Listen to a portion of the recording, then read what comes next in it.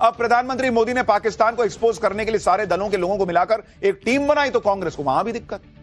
PM Modi का यह कदम कैसे मिशन पीओके से जुड़ा है और भेज रहा है ताकि वो आतंकवाद पर पाकिस्तान को एक्सपोज करे, दुनिया को आतंकवाद के खिलाफ भारत के न्यू नॉर्मल के बारे में बताएं। पाकिस्तान के साथ दिक्कत यह है कि वो दुनिया को बताएगा क्या कि भारत ने हमको कैसे ठोका घर में घुस के। उसने पीएम मोदी की कूटनीति तो कॉपी कर ली, लेकिन उसके पास कहने के लिए भी तो कुछ होना चाहिए। पाकिस्तान कह रहा है कि वो दुनिया को शांति का संदेश देगा। ये ठीक वैसे ही है जैसे कोई चोर डाकू कानून की बातें करे, और अगर पाकिस्तान शांति स्थिरता की बात करेगा तो उसे सुनेगा कौन? कौन उसको सीरियसली लेता है? कमाल की बात यह भी है कि इधर पीएम मोदी कूटनीति का लंबा अनुभव रखने वाले शशि थरूर जैसे नेताओं के नेतृत्व में टीम भेज रहे हैं। उधर पाकिस्तान को ले देकर बिलावल भुट्टो मिला, वो नेता जिसे पाकिस्तान में कोई सीरियसली नहीं लेता। आप सोचिए, बिलावल भुट्टो की जितनी उम्र नहीं उससे ज्यादा तो शशि थरूर को कूटनीति का अनुभव है। बच्चा है वो भाई, अल बल बोलता है बिलावल भुट्टो। आप पाकिस्तान के पत्रकारों को सुनिए, वो खुद कह रहे हैं कि पीएम मोदी की थरूर मिसाइल के आगे ये बिलावल कहां टिकेगा, ब्राजील और कोलंबिया जाएगी। दूसरी टीम रविशंकर प्रसाद लीड करेंगे, जो ब्रिटेन, फ्रांस, जर्मनी, इटली और डेनमार्क जाने वाली है। तीसरी टीम बीजेपी के सांसद बैजयंत पांडा लीड करेंगे, जो सऊदी अरब, कुवैत, बहरीन, अल्जीरिया जाने वाली है। चौथी टीम जेडीयू के संजय झा लीड करने वाले हैं। यह team Indonesia, Malaysia, south Korea, Japan और सिंगापुर जाएगी। पांचवी टीम सुप्रिया सुले लीड करेंगी, जो इजिप्ट, कतर। टीम शिवसेना सांसद श्रीकांत शिंदे लीड करेंगे, जो यूएई, लाइबेरिया, कांगो का दौरा करेंगे। और संजय झा की एक तस्वीर शायद गलत गई है, उसके लिए माफी मांगते, उसको अवॉइड कीजिए। लेकिन आप देखिए कैसे एक टीम बनाई गई है जिसमें भारत की तस्वीर टीमें बनाई हैं। उसमें से 3 टीमें तो विपक्ष के सांसद लीड कर रहे हैं, उसमें शशि थरूर, सुप्रिया सुले और कनिमोई हैं। 2 टीमें बीजेपी लीड कर रही है, 2 टीमें बीजेपी के सहयोगियों को दी गई हैं। यानी एक साथ पूरे देश की आवाज दुनिया में जाए और दुनिया उसे दमदार तरीके से सुने। इन 7 टीमों में करीब 51 नेता हैं, उसमें से 31 एनडीए से हैं, बाकी 20 विपक्ष से हैं। हर टीम में कम से कम एक मुस्लिम सांसद या डिप्लोमेट है। ये 32 से ज्यादा देशों में जाएंगे। बेल्जियम में यूरोपियन यूनियन के हेडक्वार्टर जाएंगे, चीन को छोड़कर यूएनएससी के 4 देशों में जाएंगे। ये 10 दिन का दौरा होगा, जो 22 और या 23 मई से शुरू होगा, और हर टीम में 7 से 8 नेता हैं, पूर्व राजनयिक भी।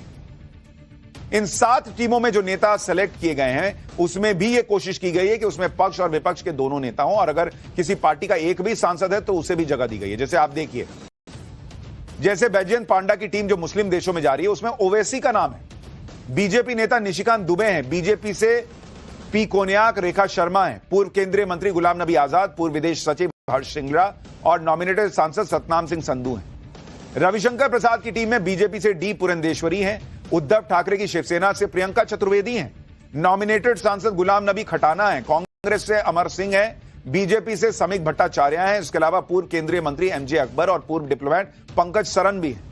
एकनाथ शिंदे के बेटे श्रीकांत शिंदे की टीम में बीजेपी से बांसुरी स्वराज हैं, ऑल इंडिया मुस्लिम लीग से मोहम्मद बशीर हैं, बीजेपी से अतुल गर्ग हैं, बीजेडी से सस्मित पात्रा हैं, बीजेपी से मनन कुमार मिश्रा हैं। इसके अलावा पूर्व मंत्री एसएस आहलूवालिया का नाम है। कनिमोई की टीम में समाजवादी पार्टी से राजीव राय हैं, नेशनल कॉन्फ्रेंस से मियां अल्ताफ अहमद हैं, बीजेपी से ब्रजेश चोपटा हैं, आरजेडी से प्रेमचंद गुप्ता हैं, आम आदमी पार्टी से अशोक कुमार मित्तल हैं।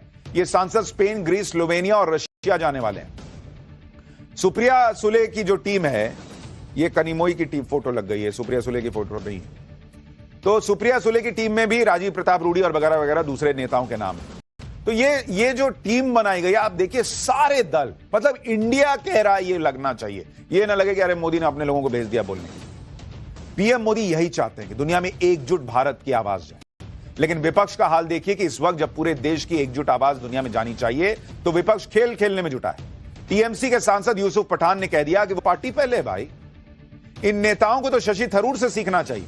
कांग्रेस इतनी पॉलिटिक्स कर रही है, शशि थरूर का नाम तक नहीं दिया डेलीगेशन के लिए, लेकिन शशि थरूर ने कह दिया कि देश के लिए जो जिम्मेदारी मिलेगी उसे मैं निभाऊंगा।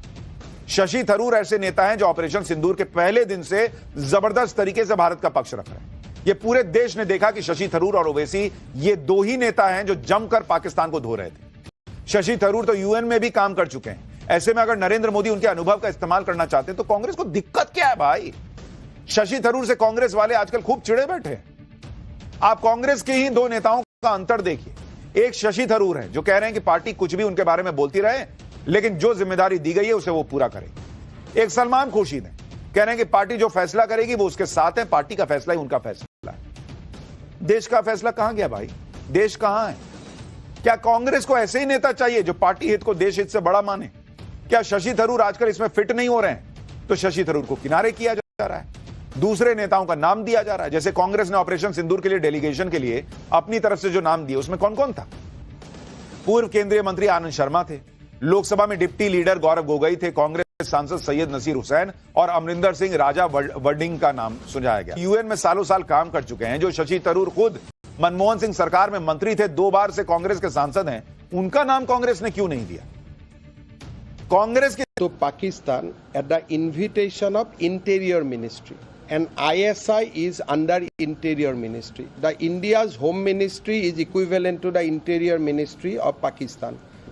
If I am invited by the interior ministry of Pakistan and I went there without informing government of India, you can imagine then this crime of Jyoti Malhotra and all are nothing in his, if you compare to that. So then what is happiness? जासूसी क्या बोलते हैं? अगर ये जासूसी नहीं है तो और क्या जासूसी है? फिर आके राफेल का विरोध करो, फिर आके भारत का संसद में आप क्वेश्चन पूछो कि कोस्टल रूट में कहां-कहां सिक्योरिटी लेयर बना है। असम के मुख्यमंत्री ने गौरव गोगोई पर पाकिस्तान से मिले होने का गंभीर आरोप लगा दिया। इतने गंभीर आरोपों पर गौरव गोगोई ने भी सफाई दी। उन्होंने कहा कि मुख्यमंत्री ने जो आरोप लगाए हैं वो बी ग्रेड फिल्म की स्क्रिप्ट से भी ज्यादा बेकार है। अगर उनके पास कोई सबूत है तो पब्लिक डोमेन में रखें। असम के सीएम जो बातें कह रहे हैं वो 99% आधारहीन है। एक तरफ तो ये नेता हैं जो कह रहे हैं कि डेलीगेशन के नाम हम तय करेंगे, नरेंद्र मोदी नाम नहीं तय कर सकते। दूसरी तरफ ये भी कह रहे हैं कि नरेंद्र मोदी ऐसे डेलीगेशन भेजी क्यों रहे, ऐसी टीमें भेजने से क्या हो जाएगा। सुनिए उद्धव ठाकरे की शिवसेना के संजय राउत क्या कह रहे हैं। प्राइम मिनिस्टर नेतन्याहू ने हमारे यहां डेलीगेशन नहीं भेजा, या अमेरिका में या विश्व में डेलीगेशन नहीं भेजा है, जेलेंस्की ने डेलीगेशन नहीं भेजा है, और पार्टी या पुतिन ने, ये क्या कर रहे हैं लोग? ये क्या नौटंकी चल रही है? ये एक टूरिज्म प्रोग्राम चल रहा है ऑपरेशन सिंदूर के नाम पर, टेररिज्म के नाम पर। ये टूर एंड ट्रैवल कंपनी खोल दिए, अभी जरूरत नहीं है। इनकी पार्टी की सीटें आती नहीं, इनकी पार्टी खुद बचती नहीं, लेकिन इनको पूरी दुनिया का ज्ञान है कि कब डेलीगेशन भेजना चाहिए, कब नहीं भेजना चाहिए। कह रहे हैं जेलेंस्की ने तो नहीं भेजी, जेलेंस्की ने तो देश डुबा दिया, उसके हिसाब से चलें क्या? कह रहे हैं नेतन्याहू ने तो नहीं भेजी। नेतन्याहू के यहां किसी ने यह भी नहीं पूछा कि कितने विमान गिरे हैं, उससे पहले वो तो सीख लीजिए। जो लोग पीएम मोदी की कूटनीति पर सवाल उठा रहे हैं वो शायद ये भूल गए कि पाकिस्तान को बेनकाब करने के लिए भारत ऐसी कूटनीति अपनाता आया। 1994 में तब के पीएम नरसिम्हा राव ने यूएनएचआरसी यानी संयुक्त राष्ट्र मानवाधिकार आयोग में पाकिस्तान को काउंटर करने के लिए ऐसी ही रणनीति बनाई थी। उन्होंने तब विपक्ष के नेता अटल बिहारी वाजपेयी के नेतृत्व में एक डेलीगेशन 11 मुंबई हमले के वक्त भी पाकिस्तान को बेनकाब करने के लिए तब के प्रधानमंत्री मनमोहन सिंह ने भी अलग अलग देशों में मल्टी पार्टी डेलीगेशन भेजा था। अच्छा होता कि पीएम मोदी की कूटनीति पर राजनीति करने से पहले कांग्रेस अपना इतिहास खंगाल लेती, लेकिन क्या कीजिएगा, इस देश में ऐसी ही पॉलिटिक्स होती आई।